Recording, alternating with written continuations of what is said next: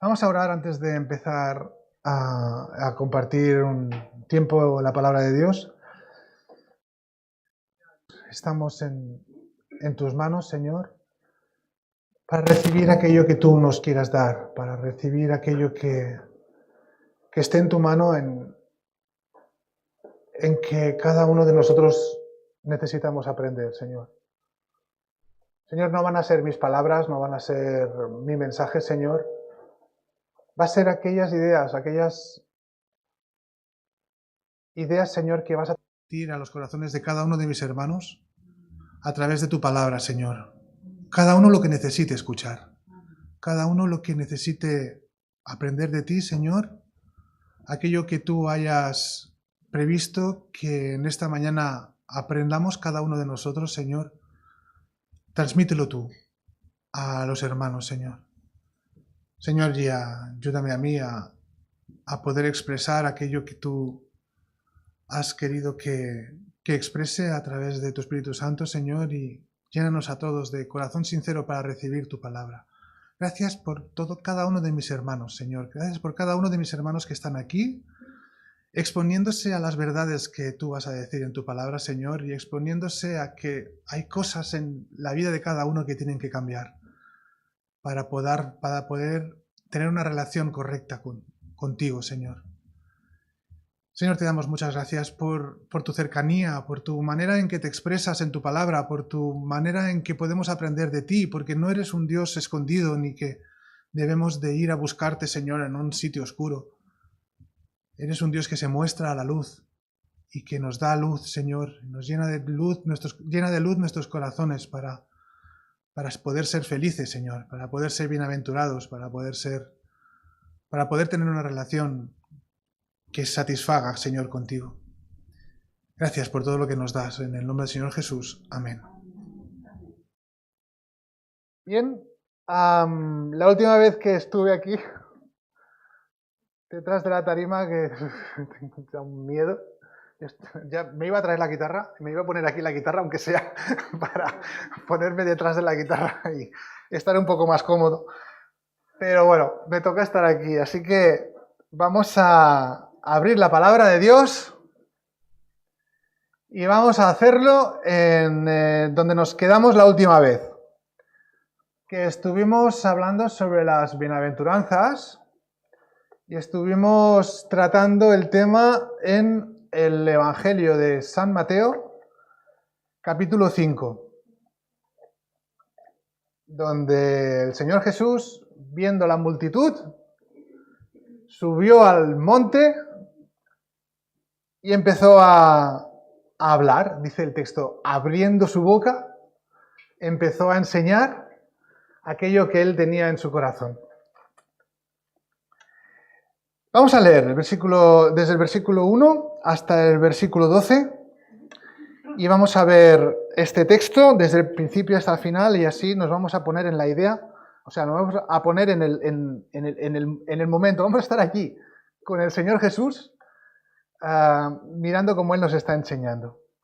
A mí me ayuda mucho esto, me ayuda mucho el hecho de meterme dentro de la escena, de meterme en el contexto en el que se está produciendo la situación que nos está transmitiendo la Biblia, pues esto me ayuda a entender mucho más aquello que el Señor me quiere transmitir a través de su palabra, ¿no? O sea, imaginarme que estoy allí, escuchando las palabras del Señor Jesús o escuchando las palabras de Dios a través de otros libros. Eso es lo que me ayuda a mí a entender un poquito más lo que Él me quiere decir, ¿no? Vamos a leer. Mateo capítulo 5, versículo 1. Dice, viendo la multitud, subió al monte, y sentándose vinieron a Él sus discípulos. Y abriendo su boca, les enseñaba, diciendo, bienaventurados los pobres en espíritu, porque de ellos es el reino de los cielos. Bienaventurados los que lloran, porque ellos recibirán consolación. Bienaventurados los mansos, porque ellos recibirán la tierra por heredad. Bienaventurados los que tienen hambre y sed de justicia, porque ellos serán saciados. Bienaventurados los misericordiosos, porque ellos alcanzarán misericordia. Bienaventurados los de limpio corazón, porque ellos verán a Dios. Bienaventurados los pacificadores, porque ellos serán llamados hijos de Dios. Bienaventurados los que padecen persecución por causa de la justicia, porque de ellos es el reino de los cielos. Bienaventurados sois cuando por mi causa os vituperen y os persigan y digan toda clase de mal contra vosotros, mintiendo. Gozaos y alegraos, porque vuestro galardón es grande en los cielos, porque así también persiguieron a los profetas que fueron antes de vosotros. El texto al final nos habla, cuando os encontréis en situaciones semejantes a los que los profetas estaban sufriendo en su momento, pensad en esto, estáis en el mismo equipo, estáis participando de lo mismo que los profetas estaban participando. Alegraos y gozaos porque estáis en el mismo equipo, luchando y peleando y intentando meter gol en la misma portería que todos vosotros, los profetas. Estáis en el mismo equipo, alegraos, porque... A ver, en el tiempo... Uy, ahora me estoy saliendo del tema, pero es igual. En el tiempo de aquel entonces se tenían muy alta estima a los profetas.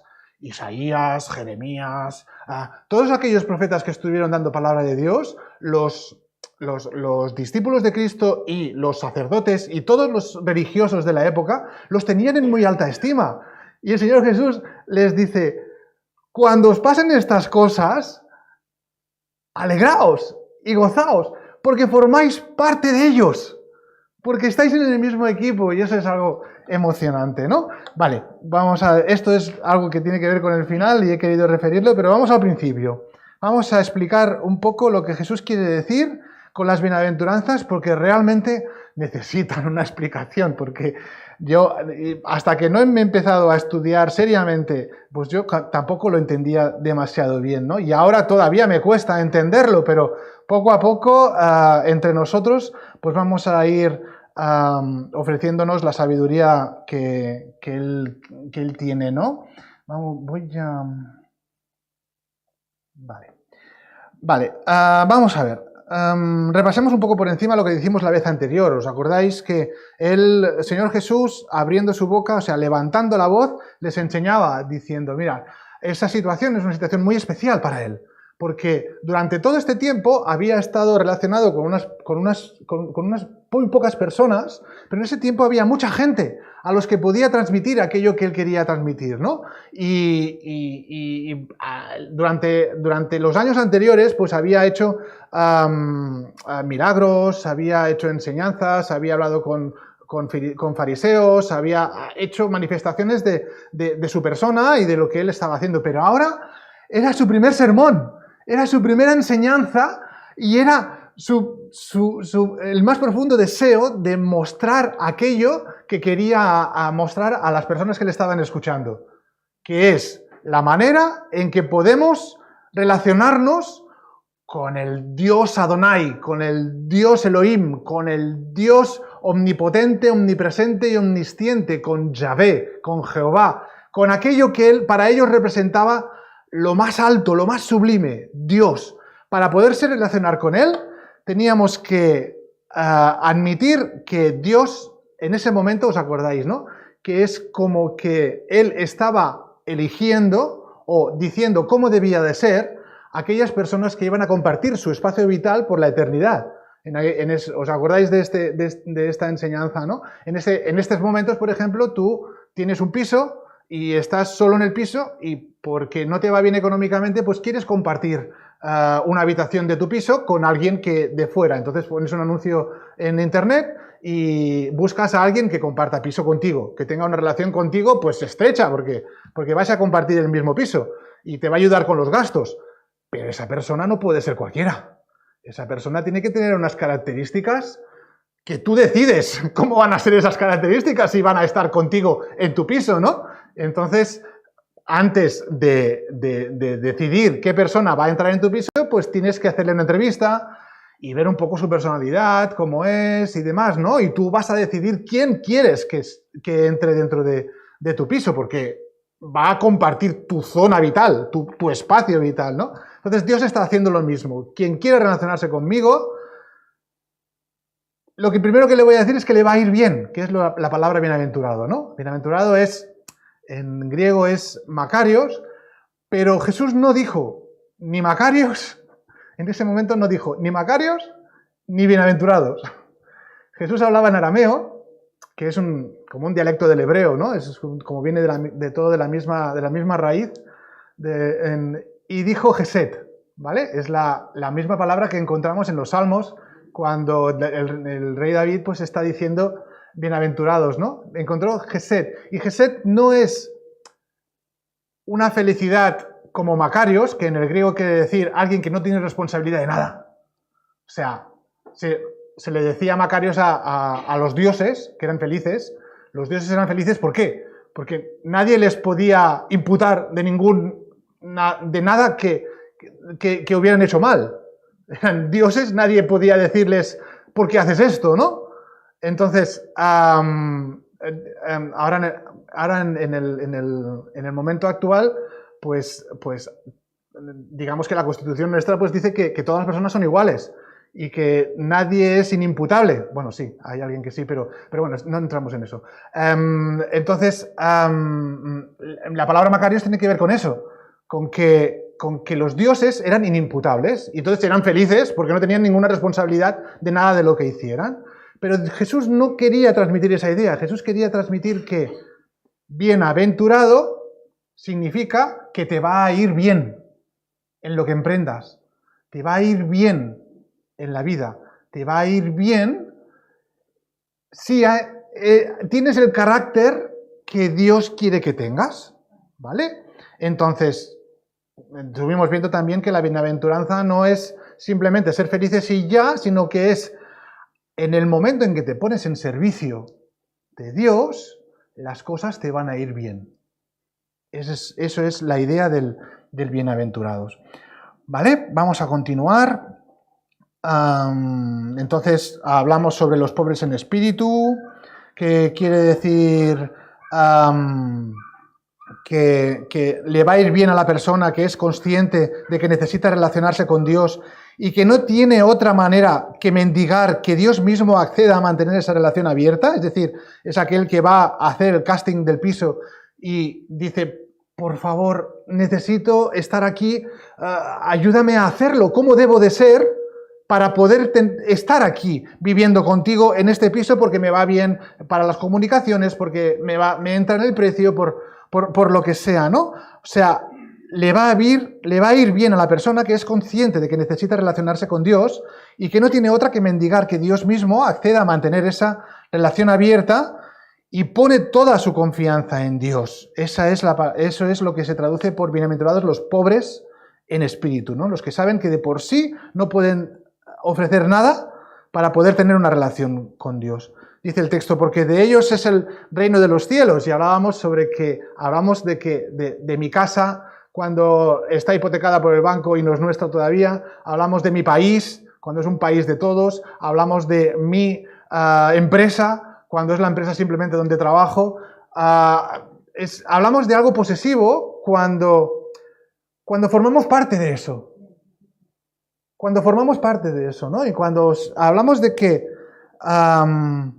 de ellos es el reino de los cielos, y la palabra en el griego indica un posesivo, es decir, que el reino de los cielos es de ellos, no es que esté todo el reino de los cielos exactamente de ellos, sino que forman parte, ya están formando parte del reino de los cielos. Eso es lo que estábamos hablando la última vez, ¿no? También los que lloran, no está diciendo que el sufrimiento o la pena sea algo bueno, sino que lloran por su reconocimiento de pecaminosidad, porque no se saben dignos de participar en ese piso, o no se saben dignos de entrar en esa relación con Dios por su pecaminosidad, por la manera en que son, porque tienen que cambiar muchas cosas de su personalidad y de su carácter, ¿no? Y lloran por eso. Estuvimos hablando sobre que Pablo está hablando de que hay una tristeza que es de Dios, que nos lleva a arrepentimiento, ya hay una tristeza que es la misma del hombre que dice, buf, no puedo, pues no, mi situación es la que hay, es de amargura, esta es una tristeza de amargura y demás, pero la tristeza que viene de Dios es una tristeza que viene para arrepentimiento, ¿no? Y estuvimos viéndolo en Corintios y demás que estábamos hablando de esto. Dice el texto que serán consolados. Y la consolación no es un acto, no es un verbo, no es una acción, la consolación es una persona. El consolador es una persona. El consolador es el Espíritu Santo, que viene a la vida y redarguye de pecado y restaura esta posibilidad de tener esta relación con el Señor. ¿Vale? Esto es la idea del bienaventurados los que lloran, porque ellos recibirán consolación. ¿Vale? Estoy yendo un poco rápido porque esto ya es algo que dimos el tiempo pasado. Pero vamos ahora al siguiente versículo, a la siguiente bienaventuranza. Ahora entremos en el mensaje de hoy. Mateo capítulo 5, versículo 5. Dice, bienaventurados los mansos. Y ya estuve refiriendo la última vez que estuve aquí que los mansos eran mis superhéroes.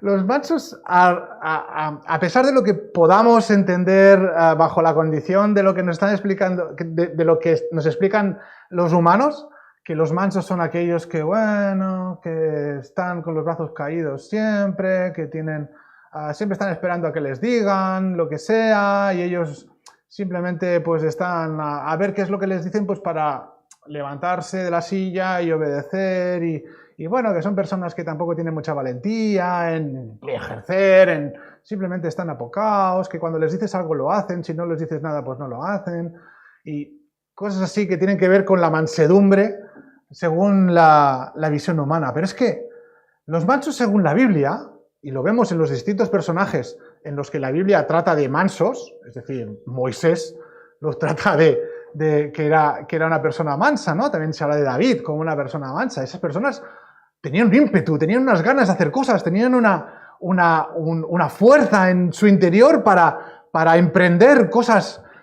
nuevas, ¿no? Sin embargo, se habla de ellos como personas mansas. El mismo Jesús, ¿no? Dice, aprended de mí, que soy manso y humilde de corazón. ¿Y qué mansedumbre representaba el hecho de que cogiera un látigo de cuerdas y empezara a palear a todos los del mercadillo, o sea, todos los que estaban en las tiendas en el mercadillo al lado del templo, que eran los que los sacerdotes habían puesto allí para que compraran lo que se debía de sacrificar, lo compraran allí. Bueno, ya conocéis la historia, ya conocéis la imagen, ¿no? Y él, en un ataque de ira santa, porque era Dios, pero en un ataque de ira empezó y eso no implica mansedumbre, ¿no? Pero bueno, la Biblia habla de mansos y, bueno, todo el mundo habéis visto la película del X-Men, ¿no? La serie esta de X-Men, en las que hay bastantes personajes en las que tienen un poder interior y hay una escuela, una especie de escuela, donde se les ayuda a que ese poder interior pues lo puedan controlar de alguna manera, ¿no? La mansedumbre en la Biblia es poder bajo control. Es aquello que representa tu fuerza, aquello que representa tu arrojo, aquello que representa tu espíritu de emprendedor, ponerlo bajo control, bajo una sabiduría especial. Si no eres manso y te dejas llevar por tu personalidad fuerte, por tu carácter fuerte, por tu ímpetu fuerte, no harás otra cosa que sentirte mal cada vez que estés dañando a los demás y no hayas podido controlar tu temperamento. Lo voy a resumir con una frase. Los mansos se saben con la razón. Ellos tienen la razón y tienen la autoridad de la verdad, porque se ven con la verdad, saben que tienen la verdad y con la fuerza para hacer aquello que creen que es lo correcto. ¿Vale? Pero no usan esa fuerza para beneficiarse ellos, sino para beneficiar a Dios, sino para honrar a Dios, para honrar su carácter. Jesús lo explica y se refiere a nuestra lucha interna, dominar nuestro ímpetu o personalidad fuerte, ¿no? Eso es mansedumbre, dominar nuestra personalidad. Es algo que debemos de pensar siempre, ¿no? Cada vez que nos airemos y cuando algo nos saque de quicio, ¿vale? ¿Sabéis lo que es sacar de quicio, no? Coger una puerta y sacarla de su sitio y que la puerta caiga y se derrumbe, ¿no? O sea, el quicio de una puerta es la parte donde la puerta se engancha para que tenga un uso normal, ¿no? Sacarla de quicio es sacar la puerta y tirarla al suelo y no sirve para nada, ¿no? Lo que has hecho. Y cuando nos saca de quicio algo, pues lo que vamos a hacer va a ser destrozar todo lo que vemos a nuestro alrededor y inundar nuestro entorno de sentimiento de maldad, ¿no? De culpa o de cosas de daño, ¿no? Inundar nuestro entorno de daño. Y Jesús lo explica en Mateo capítulo 11, versículo 29. Vamos a leerlo. Mateo capítulo 11, versículo 29. Dice: llevad mi yugo. Bueno, cuando Jesús estaba explicando lo de yugo, esa palabra para nosotros a lo mejor no es conocida porque no estamos en el campo viendo las vacas o viendo los toros o viendo los bueyes arando el terreno, ¿no? Ahora todo se hace con tractores, ahora todo se hace de una manera muy más mecánica y demás, ¿no? Pero antes ellos sabían bien lo que era un yugo. Un yugo era una herramienta de madera que se ponía en el cuello de los animales para ser dirigidos a la hora de arar un terreno, ¿no? Eso era el yugo, para hacer un trabajo. También se le llamaba yugo a lo que se ponía en los burros, por ejemplo, cuando estaban dando vueltas a una noria arrastrando una piedra de molino para moler el grano, ¿no? O sea, esto era el yugo del que estaba hablando el Señor Jesús, que en esa época pues estilaba el yugo. Los mismos sacerdotes también enseñaban que había distintos yugos a los que tenías que someterte para poder acceder al reino de Dios, ¿no? Estaba el yugo del reino, estaba el yugo de la ley, el yugo del mandato, el yugo del arrepentimiento, el yugo de fe, el yugo en general de Dios. O sea, para ellos todo esto era como un esfuerzo a hacer, como algo que la persona debía de esforzarse para seguir esas reglas que Dios mandaba a través de un yugo que imaginariamente te ponías en el cuello y tú tenías que someterte a esta situación, ¿no? Pero el Señor Jesús en este momento está hablando con los sacerdotes y con los que le rodeaban y está como estas ideas las está como haciendo explotar, ¿no? Y diciendo: llevad mi yugo. No se trata de un yugo que yo te pongo y tú vas a hacer el trabajo, sino el yugo que yo estoy llevando, la otra parte, o sea, el yugo era para dos animales o más.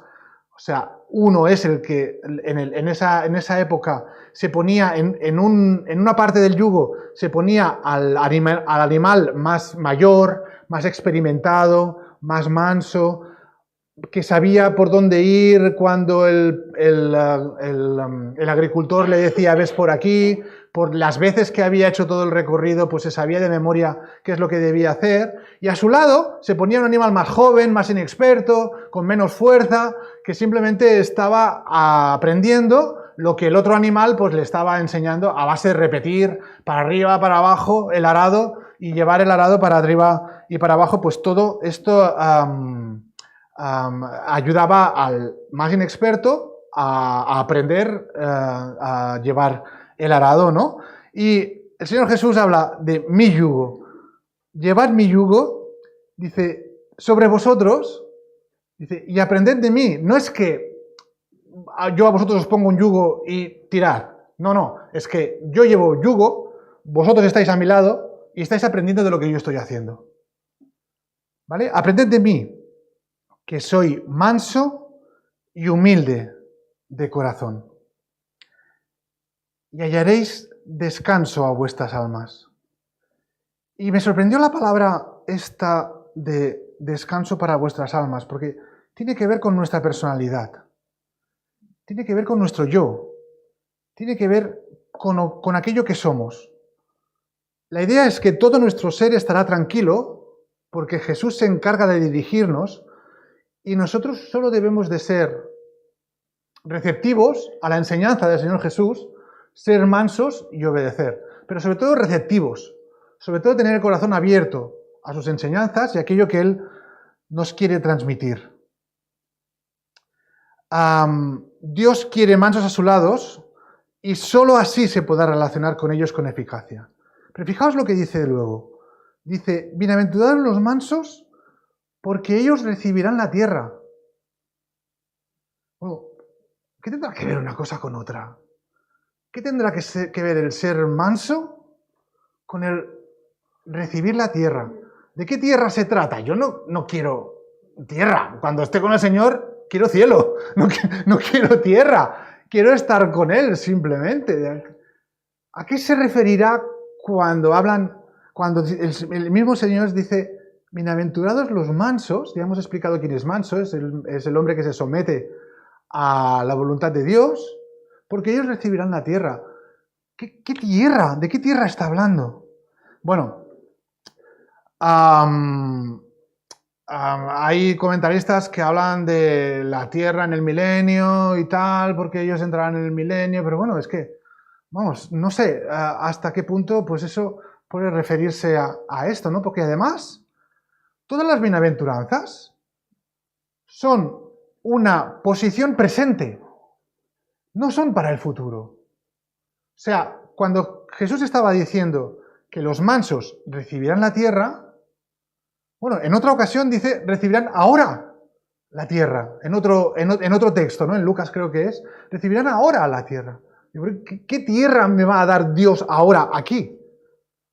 Bueno, por lo que yo veo y por lo que he estudiado en la palabra, el Señor Jesús tiene presente algo muy importante, ¿no? Para Él, que cuando hablan de la tierra, se habla de la personalidad misma. Se habla de uno mismo. Cuando Dios le dijo a Abraham que saliera de los caldeos, porque aquel no era su sitio, y fuera a Canaán, y aquella tierra le estaba prometida para él, y le produciría leche y miel y todo lo necesario para poder vivir, y cuando llegaron a Canaán, la encontraron llena de personas malignas que tenían que matar y que tenían que conquistar y que tenían que destruir de una manera muy eficiente y que no iban a ser ellos los que iban delante en la batalla, sino que iba a ser Dios mismo el que iba a luchar por ellos y iba a destruir todos los enemigos de la tierra que él había prometido a Abraham, pues de alguna manera yo al menos lo entiendo mucho mejor cuando esta situación la transformo en que Dios me ha dado a mi persona para que yo la conquiste y para que saque de mi persona todo aquello que es malo en mi vida y todo aquello que puede hacerme daño. ¿Vale? Cuando Dios está diciendo que los mansos recibirán la tierra, lo que está diciendo es lo que hablábamos antes, que los mansos serán capaces de controlar su temperamento, aquello que les puede hacer daño o puede hacer daño a los de su entorno, por su ira o por su manera de ser o por su fuerte carácter, por lo que sea. Esas cosas que debe de someter una persona es mansedumbre. Y Dios dice que estos mansos llegarán a someter, llegarán a conquistar aquello que en ellos es perjudicial para los demás. De la misma manera que en Canaán había gente perjudicial para el pueblo, ¿vale? Fijaos cómo habla Dios en Éxodo capítulo 34, versículo 11, dice, guarda lo que yo te mando hoy, y he aquí yo he hecho delante de ti de tu presencia al amorreo, al cananeo, al eteo, al fereceo, al heveo y al jebuseo. Todas aquellas pueblos y tribus que estaban en la tierra que Dios le había prometido al pueblo de Israel. Dice, guárdate de hacer alianza con los moradores de la tierra donde has de entrar, para que no sean tropezadero en medio de ti. Derribaréis sus altares y quebraréis sus estatuas y cortaréis sus imágenes de Asera, porque no te has de inclinar a ningún otro Dios, pues Jehová, cuyo nombre es celoso, y hablamos de eso cuando hablamos de Jehová el celoso, Dios celoso es. Por tanto, no harás alianza con los moradores de aquella tierra, que fornicarán en pos de sus dioses y ofrecerán sacrificios a sus dioses y te invitarán y comerás de sus sacrificios, o tomando de sus hijas para tus hijos o fornicando con hijas en pos de sus dioses, harán fornicar también a tus hijos en pos de dioses de ellas. No te harás dioses de fundición. Esta es la idea en la que Jesús quería decir a su pueblo que no tuvieran ninguna relación con aquello que podían hacerles daño a ellos. Esa es la tierra que Él había prometido a ellos y tenía que ser una tierra apartada de todo aquello que pudiera estorbarlos. Y Dios, a mí me ayuda a pensar de que Dios me ha dado a mí un carácter, una personalidad, un cuerpo, un alma, con la que yo discuto muchas veces, como David, diré a mi alma, y cuál, ¿no? Es un momento en el que él se estaba hablando consigo mismo y estaba discutiendo consigo mismo, ¿no? Y esta sensación de que Dios me ha dado mi persona como mi tierra, como mi elemento personal donde yo vivo, como mi entorno personal, pero mío, el de mi individualidad, ¿no? Y quiere que controle esa tierra y dice el texto que los mansos heredarán la tierra, ¿no? O sea, los mansos recibirán la tierra. Y podemos pensar, bueno, pues eso es un esfuerzo que tengo que hacer para poder tener esa tierra, o sea, para poder controlarme a mí mismo. Tengo que hacer ese esfuerzo.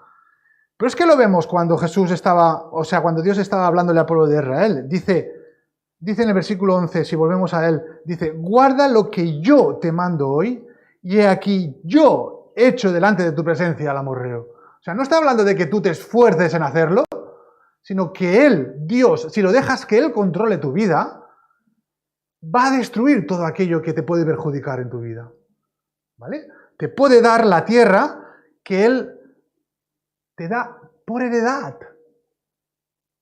En contraste a algo que tú te ganas. Lo heredado, por el simple hecho de ser heredado, es algo que tú vas a disfrutar sin habértelo ganado.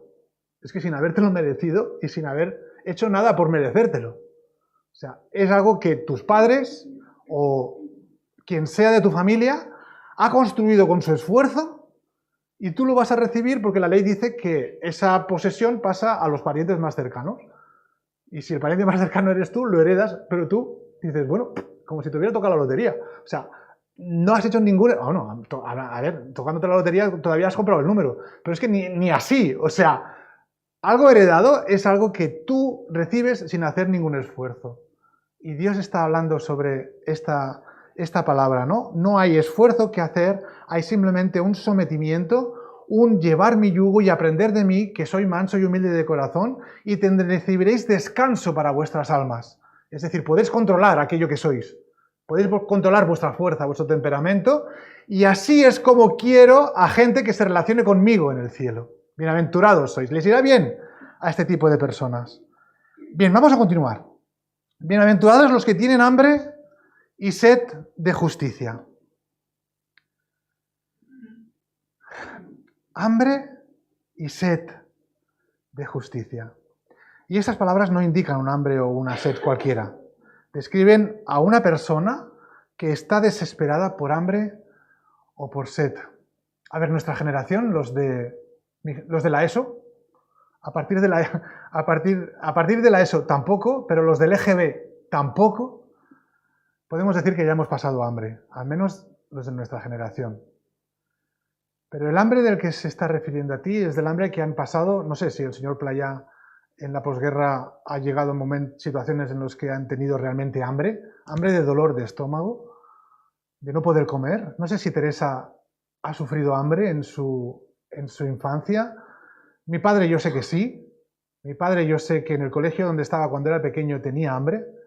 No sé si vosotros, vuestros padres o vuestros abuelos han tenido situaciones de realmente lo que es pasar hambre.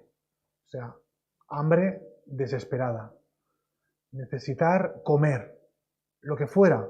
Mi padre me hablaba de que había un niño que recibía de su familia naranjas y había gente que estaba esperando que el niño pelara la naranja, tirara las pieles al suelo para coger esas pieles y comérselas. O sea, es una situación horrible. Y es de esta situación de la que está hablando aquí el Señor Jesús cuando dice que les va a ir bien a estas personas que tienen un hambre desesperada. ¿Por qué? Por justicia. ¿Pero qué significa justicia? O sea, significa aquello que me pertenece, aquello que es mío, aquello que es justo para mí, aquello que me merezco. Yo no creo que esté hablando de esta situación porque precisamente antes estaba hablando sobre la bienaventuranza de los pobres en espíritu, de los mansos, de aquellos que no sienten que tengan nada para poder ofrecer a Dios. Justicia no puede ser la justicia propia. Justicia tendría que ser en relación a cuando Yahvé se llama a sí mismo Yahvé Tzidkenu. Señor, justicia nuestra. Él es la justicia. La idea es, bienaventurados, les va a ir bien. Aquellos que tienen un hambre desesperada por Dios, por tener esa relación. Aquellos que desean de una manera muy desesperada, no sé cómo traducirlo de otra manera, una relación correcta con el Señor, que en su corazón hay esa emoción por hacerlo, esa desesperación por su presencia, esa motivación que viene de su corazón de quererlo mucho, mucho, mucho, mucho, mucho. No sé si me estoy explicando bien. De dolerte cuando no tienes la presencia de Dios en tu interior. De tener hambre de una manera desesperada y sed de una manera desesperada por ello. Esa es la voluntad de aquel que Dios quiere a su lado. Y además la palabra indica que es un hambre no momentánea, comes y ya, sino que es un hambre continuada, que es un hambre que siempre tienes hambre, es un hambre que no cesa nunca de tener. Es un hambre, y va a ser una paradoja de la que vamos a hablar luego, que no se sacia. Es un hambre continuada, la palabra indica esto, ¿no? Un verbo continuado, un verbo presente que mañana vas a continuar teniendo hambre y dentro de 5 minutos, mientras estás comiendo, vas a continuar teniendo hambre. Pero sin embargo, dice el texto después, bienaventurados los que tienen hambre y sed de justicia, porque ellos serán saciados. Pero ¿cómo me puedes decir que seré saciado y me estás ofreciendo un verbo que dice que no me voy a saciar nunca? O sea, que siempre voy a tener hambre de esta relación con el Señor.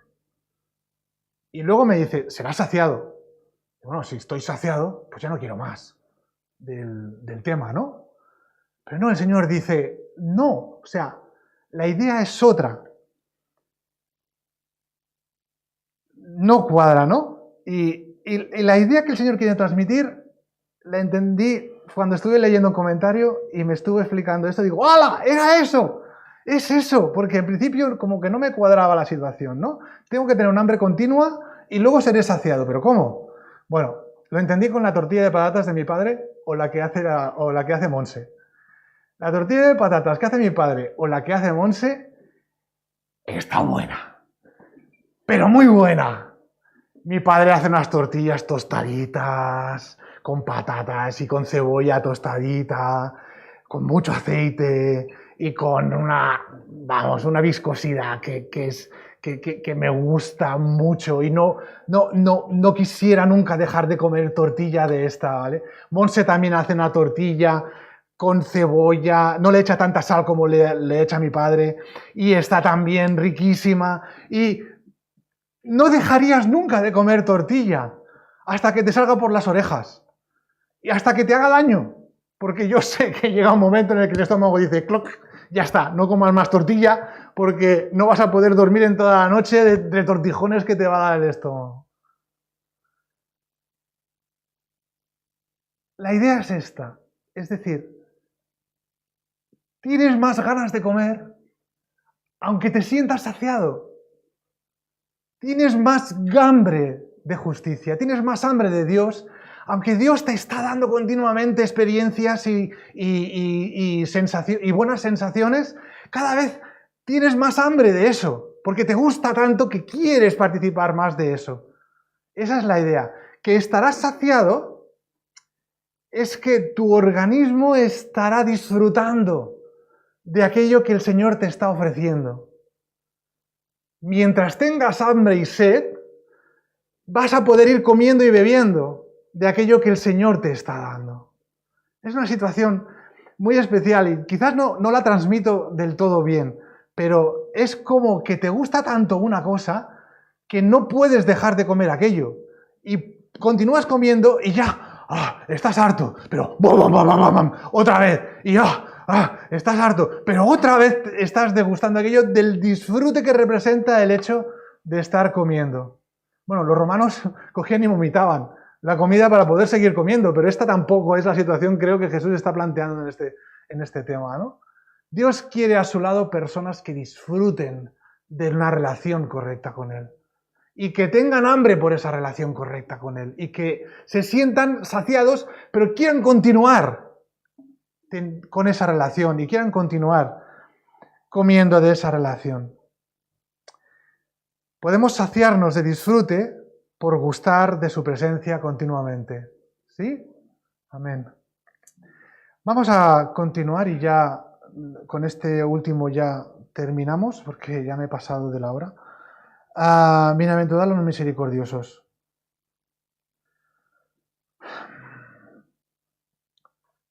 Rosita estuvo hablando de lo bien que le había hecho esta idea de la misericordia de Dios en su vida, ¿no? El miércoles. El miércoles tenemos reunión de oración y Rosita estuvo hablando sobre eso, sobre el bien que le transmitía en su corazón el hecho de saber que Dios era misericordioso con ella y que podía recibir esa misericordia, podía ser permeable a esa misericordia, entendiendo lo que dice su palabra, y también por lo que en su vida está pasando, las situaciones que puedan pasar en su vida, y viendo que Dios se está preocupando por ella. Fue un buen tiempo en que Rosita nos estuvo compartiendo su corazón y fue un buen tiempo de orar unos por otros, ¿no? Pero es que hoy en día no está de moda ser misericordioso. Hoy en día uno mira por sí mismo y si los demás no están bien, pues bueno, incluso a veces piensas, bueno, algo habrán hecho para que estén así de esta manera, ¿no? O sea, que hagan otras cosas, que como yo, ¿no? Yo miro por mí y por mi situación y trabajo mucho para mantenerme en mi sitio y la gente me reconoce tal como soy por mi valía, por mi trabajo. Los demás, pues, como que se busquen la vida, ¿no? Que hagan lo que tengan que hacer para... Esa es la idea que el mundo quiere transmitir, ¿no? Primero mira por ti y luego ya los demás ya que se apañen, ¿no? Pero Dios usa esta palabra, como el miércoles lo hablábamos también, ¿no? Como teniendo una relación empática con la gente, ¿no? O sea, la palabra empatía es una situación de la propia persona, que lo produce una hormona que se llama oxitocina, en la que te pone en situación de poderte poner en el pellejo de los demás. O sea, de poder sentir aquello que está sintiendo la persona que lo está pasando mal. De poderte poner en el lugar de la otra persona. En ese mismo miércoles, Xavi me lanzó una idea y me mandó una luz sobre un texto también, mientras estaba orando, dice, pues de la misma manera que somos misericordiosos nosotros, pues tú nos dices en tu palabra, decía en la oración, Xavi, decía en la oración, pues tú nos dices en tu palabra que tenemos que llorar con los que lloran, ¿no? Y sufrir con los que sufren. Vamos a leerlo en Romanos, capítulo 12, cómo Pablo está expresando esta empatía que debes tener hacia los demás, este ejercer misericordia de aquellas personas que lo están pasando mal. Dice el capítulo 12,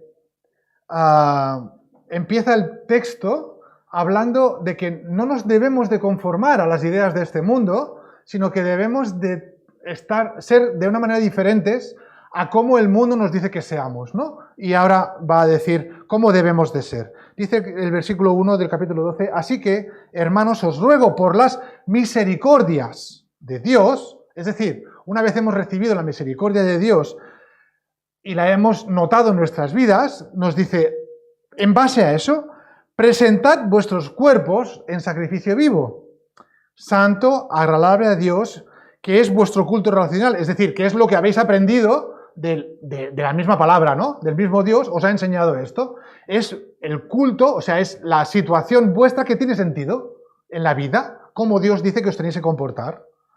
Presentar vuestros cuerpos en sacrificio vivo. Dice el versículo 2, no os conforméis a este siglo, sino transformaos por medio de la renovación de vuestro entendimiento, es decir, aprendiendo a convertir vuestro carácter, con lo que hablábamos antes de la mansedumbre, ¿no? A convertir vuestro carácter al sometimiento para Dios, para que comprobéis, de esta manera podéis comprobar cuál sea la buena voluntad de Dios, agradable y perfecta. Y esta es una manera de decir, vais a ser bienaventurados por esta situación en la que os vais a encontrar, ¿no? Con un poco lo que hablábamos en Mateo 5, de lo que estamos hablando toda la mañana, ¿no? Vale, vamos a ir ahora al versículo 14, donde dice, el mismo capítulo, versículo 14, donde dice, bendecid a los que os persiguen. Dice, bendecid y no maldigáis. Gozaos con los que se gozan. Llorad con los que lloran. Y continúa diciendo, unánimes. Y esa es una palabra muy interesante porque indica una reflexión contigo mismo, es decir, la Reina Valera lo traduce por unánimes, pero la palabra exactamente lo que quiere decir es que tú reflexionas contigo mismo, ¿vale? Y ves, o sea, reflexionas y ves qué es lo mejor para ti, ¿vale?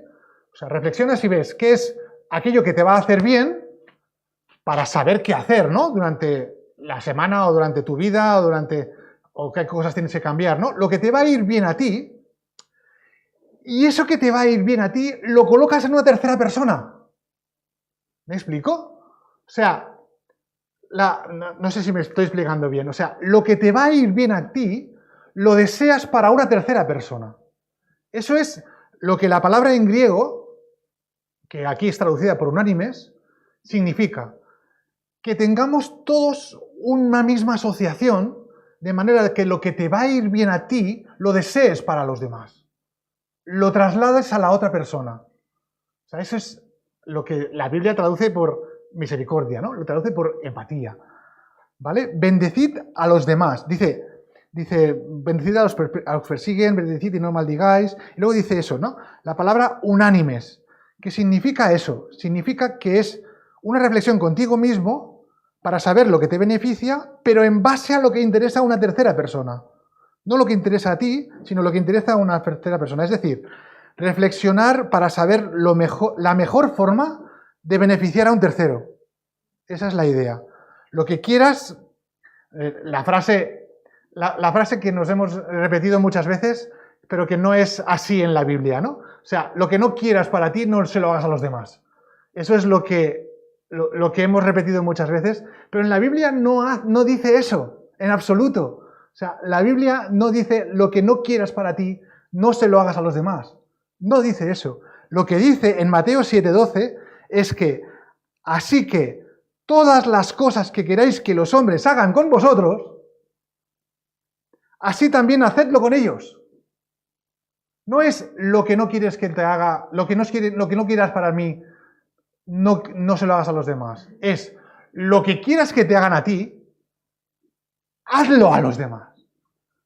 ¿Vale? Es como una transmisión de aquello que te beneficia a ti, con aquello beneficia al otro.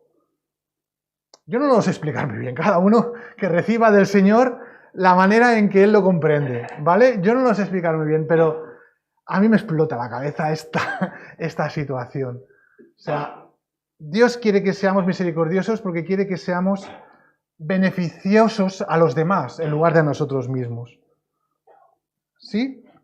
Dice, continúa el texto del Romanos capítulo 12, versículo 16.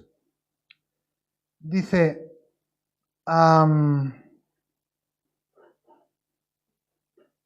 dice, unánimes entre, ¿vale? Es la palabra entre después, capítulo 12, Romanos capítulo 12, versículos 16. Unánimes entre vosotros, ¿vale? Y este entre es una palabra también muy interesante porque expresa movimiento, un objetivo, un reto a seguir. Es decir, que un fin para tu vida, algo que tienes que hacer ya, es beneficiar a otro, ¿vale? Es como algo que esta palabra entre en el griego significa que es movimiento, o sea, que tienes que ejercer eso, ¿vale? Es un objetivo.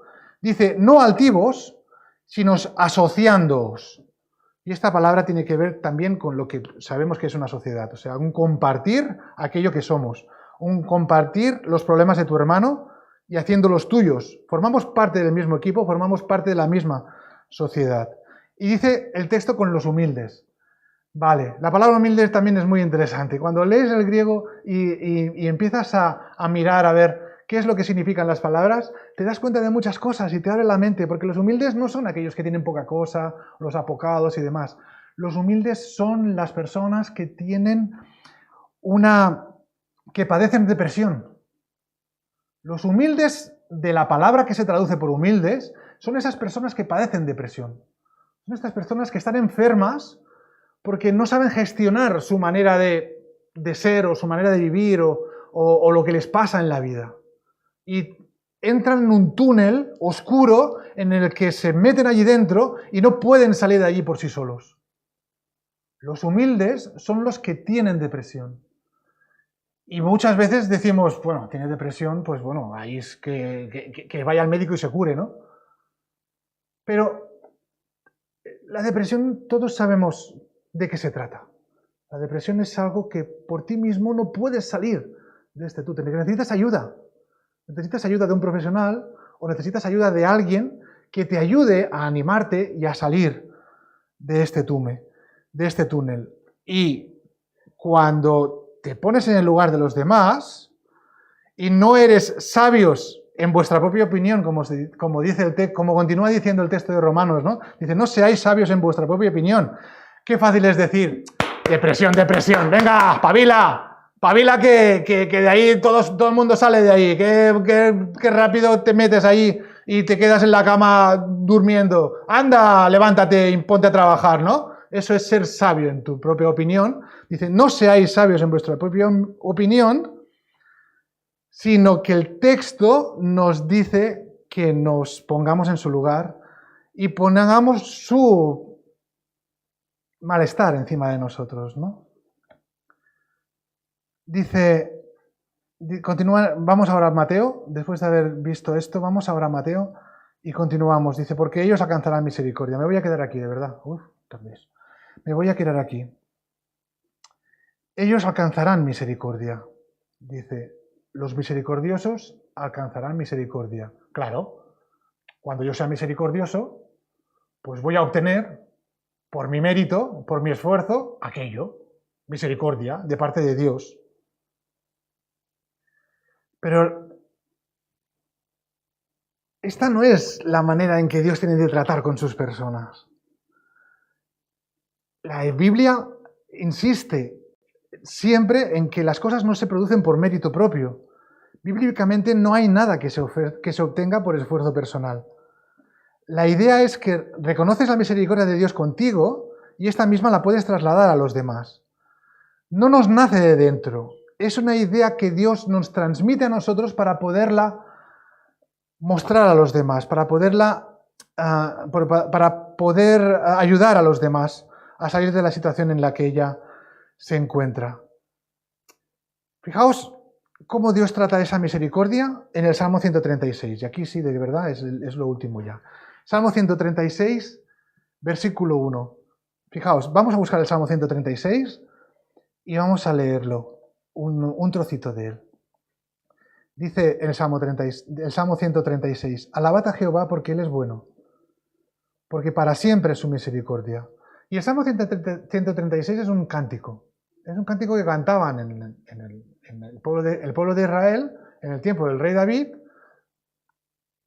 donde el cantor decía, alabad a Jehová porque Él es bueno, Y todo el pueblo alrededor, todo el pueblo que estaba escuchando, todo el pueblo que estaba en la congregación, decía, porque para siempre es su misericordia.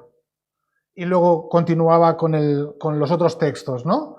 Y luego y el pueblo repetía, porque para siempre es su misericordia. Pero es que el cántico escrito en el Pentateuco, en el primer libro, o sea, en el Pentateuco no, en los Salmos, la primera escritura que encontramos de los Salmos, y esto lo podéis ver cuando veis un interlineal, ¿no?, del hebreo, podéis ver que antes de, por ejemplo, alabad a Jehová por él es bueno, antes está para siempre su misericordia, luego una coma, alabad a Jehová porque él es bueno. ¿Vale? O sea, reconocemos su misericordia y decidimos encontrar aquello que es la enseñanza que nos quiere indicar el Señor, ¿no? Pero primero reconocemos su misericordia. Antes que nada, reconocemos su misericordia. Y luego nos beneficiamos de ella. Pero antes de nada, reconocemos que todo lo Jehová produce en nuestro interior va a ser para bien. Y luego nos beneficiamos de ella. Y luego reconocemos eso. Y luego interiorizamos esa misericordia. Porque es que fijaos en el mismo Salmo 136, en el versículo 16.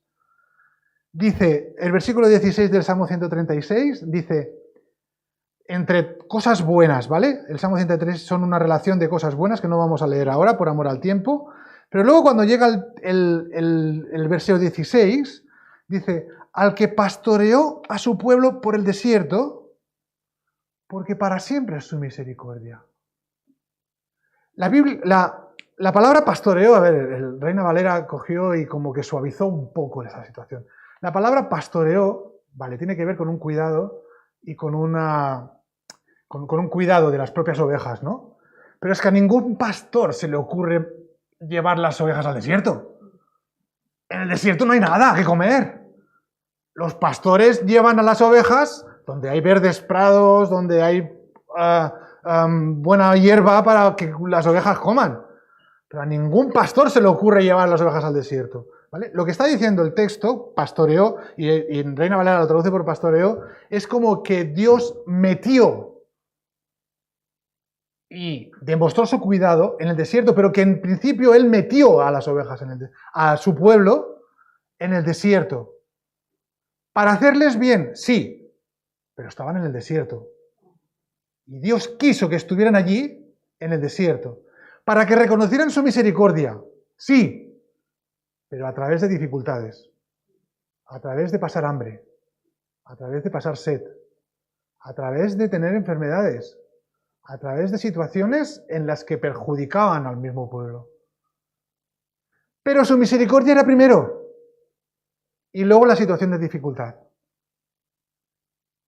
Cuando esto es en nuestra vida, cuando estamos pasando por momentos de dificultades, pero en lugar de quejarnos por nuestra situación, intentamos ver dónde Dios está siendo misericordioso con nosotros, porque lo está siendo, es cuando le estamos dando vuelta a nuestra situación y estamos obteniendo misericordia por parte de Dios. Esta es la idea, que los misericordiosos alcanzarán misericordia no es una línea, es un círculo. Nosotros recibimos misericordia, repartimos misericordia a los demás. Recibimos misericordia, repartimos misericordia a los demás. Y así constantemente. Esa es la idea del carácter que Dios quiere que tenga la persona que tiene que estar con Él viviendo en su casa. Que sea empático, misericordioso con los demás y que sepa reconocer la misericordia de Dios en su vida en la situación en la que esté. Y aquí me quedo, perdón por haber sido tan largo y perdón por la manera en que me expreso. Así que aquí me voy a quedar, voy a hacer una oración y vamos a, no sé, tener un cántico, repartir la ofrenda. Javi, ¿te puedes ocupar de la ofrenda? ¿Te puedes ocupar de la ofrenda, Javi? Pues vamos a orar. Señor, te damos muchas gracias por...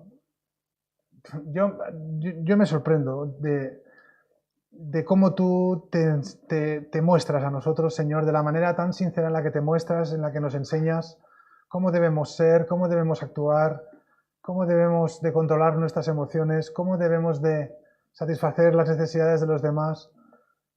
Señor, porque tú lo has hecho primero, porque tú te has mostrado de esta manera primero, el primer misericordioso, el primer manso, el primer deseoso de ser como tú, Señor, eres tú. Y nosotros tenemos que aprender de ti, nosotros tenemos que estar a tu cuidado. Y Señor, ayúdanos a tener esa relación contigo que nos ayude a servirte cada vez mejor, a que nos ayude a ser como tú quieres que seamos, Señor. Y Señor, sabemos de que si aprendemos de ti y hacemos lo que tú quieres como quieres que seamos, Señor, nos va a ir bien, seremos bienaventurados. Y en cada uno de los procesos de nuestra vida vamos a aprender de tu misericordia. Y vas a ver de cómo tú nos pastoreas o nos diriges, Señor, aunque estemos en desierto. Señor, te damos gracias por tu amor, por tus enseñanzas, Señor, y te pedimos que tengamos corazones abiertos a rectificar aquello que en nosotros está mal, para poder ser cada día más como tú, Señor, y honrarte con nuestras vidas. Señor, muchas gracias por todo y te pedimos por esta semana para que nos puedas ayudar a estar confiados en tu buena voluntad y a servirte, Señor, como tú te mereces. Cuídanos. En el nombre del Señor Jesús. Amén.